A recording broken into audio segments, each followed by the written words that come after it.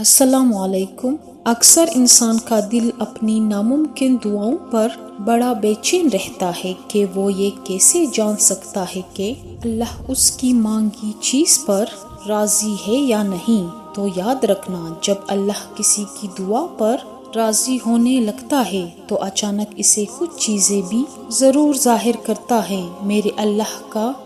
قرآن تو خود اس بات کی وضاحت کر رہا ہے کہ وہ کن سے راضی ہوتا ہے اور کن لوگوں کی دعا کو قبول کرتا ہے۔ تو سنو، اللہ فرماتا ہے، اور جو لوگ خوف اور امید کے ساتھ اللہ کو پکارتے ہیں وہی لوگ اللہ کے محسن ہیں، اور بے شک اللہ کی رحمت محسنوں کے قریب ہے، اور تم کچھ بھی نہیں چاہ سکتے مگر جو اللہ کو منظور ہو، اور بے شک اللہ جاننے والا اور حکمت والا ہے، اور جس کو چاہتا ہے اس کو اپنی رحمت میں داخل کر دیتا ہے۔ اور اگر آج تمہاری زندگی میں کچھ ایسا ہو رہا ہے جو تمہیں تکلیف میں ڈالے ہوئے ہیں، کسی پسندیدہ چیز کا نہ ملنا تمہیں بے سکون رکھتا ہے، تو سنو، میرا اللہ مسلسل تمہیں یاد دہانی کرواتا ہے کہ ایک شے جس کو تم پسند کرتے ہو تمہارے لیے پسندیدہ ہے، اور وہی تمہیں اپنے حق میں بہترین لگ رہی ہے، مگر در حقیقت تم اللہ کی غیب کا علم نہیں رکھتے۔ جان رکھو، خالق کو مخلوق کا علم ہوتا ہے، اور وہی جانتا ہے کہ اس کی روح کے درد کا مرہم کیا ہے۔ یاد کرو، اور وہ وقت جب سلمہ رضی اللہ تعالیٰ عنہ اپنے شوہر کی شہادت کے بعد شدید غم سے نڈھال تھی، اور بہترین ہمسفر کو کھو دینے کا دکھ انہیں بے چین کیے ہوئے رکھتا تھا، مگر اس وقت انہوں نے اپنے رب سے یہ دعا کی، اے اللہ، مجھے مصیبت سے نجات عطا فرما، اور میرا جو نقصان ہوا ہے اس کے بدلے بہترین یا مبدل سے نواز۔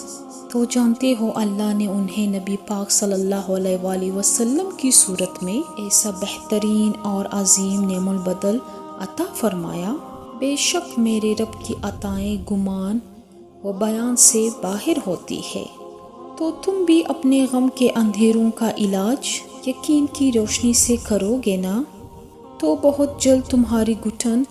زدہ زندگی میں تازہ ہوا کا جھونکا ضرور آئے گا جو تمہارے غم کے طویل سجدوں کو مختصر کر دے گا۔ اور اگر تمہیں ایسا لگتا ہے اللہ تمہاری دعا قبول کیوں نہیں کر رہا، تو سنو، اللہ کا تم سے کچھ چھین لینا ہرگز مقصود نہیں، وہ صرف اور صرف تمہیں کھو دینے کے خوف اور پا لینے کی لالچ سے آزاد کر کے ایک مضبوط انسان بنانا چاہتا ہے۔ اور اللہ جو تمہیں کچھ دینا چاہتا ہے وہ کسی کا زیور نہیں کہ تم سے چھین سکے، مگر تم کچھ چیزوں کو سمجھ نہیں پاتے۔ یاد رکھو، تمہارے محسوسات کا دائرہ اس عظیم کائنات کی وسعت کے مقابلے میں وہ نسبت بھی نہیں رکھتا جو سمندر کے مقابلے میں قطرے کی نسبت ہوتی ہے۔ قرآن خود کہتا ہے کہ اللہ کا وعدہ تو پورا ہو کر ہی رہتا ہے۔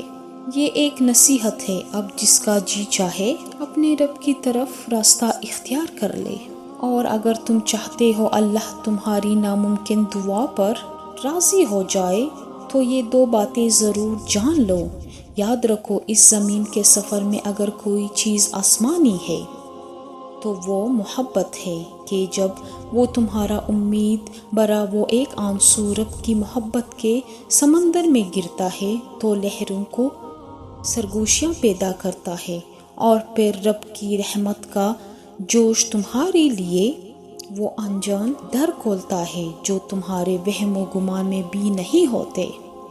کیونکہ مقدر کی تقسیم تو اسی وقت بدل جایا کرتی ہے جب ٹوٹے دل اللہ کی بارگاہ میں آنسوؤں سے سجدہ ریز ہو جاتے ہیں۔ اور جانتے ہو، اللہ کی تمہاری دعاؤں پر راضی ہو جانے کی ایک خاص نشانی یہ بھی ہے کہ جب اچانک تمہیں اپنے کسی عمل کی کوتاہی پر ندامت ہونے لگے اور تم اللہ سے معافی کے طلبگار ہو کر اس سے رجوع کرتے ہو، تو جان رکھو کہ اس کی عطا تمہاری خطا سے بہت وسیع ہے، اور کسی نے خواہ کتنی ہی نافرمانیاں کی ہو، مگر جب وہ لوٹ کر آتا ہے تو اللہ اپنا دامن رحمت اس کے لیے کشادہ کر کے اس کی مانگی دعائیں پر اپنا کن فرما دیتا ہے۔